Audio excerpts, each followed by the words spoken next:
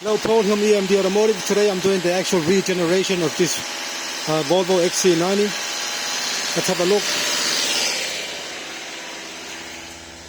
And the reason why we're doing the actual regeneration of the actual DPF filter is because of that sign there.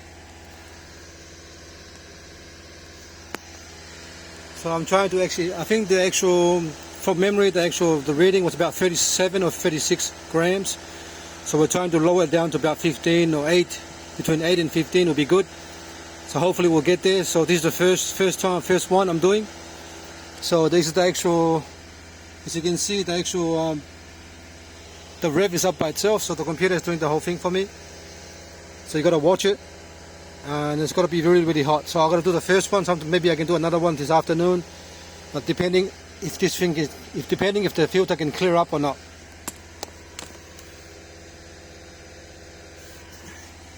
That's why we're doing the regeneration. All right, so you can't do a regeneration straight after another straight after a regeneration. So you're gonna burn the actual exhaust. So you're gonna have like a 1 hour buffer before you do another one. All right. Thanks for watching and please subscribe.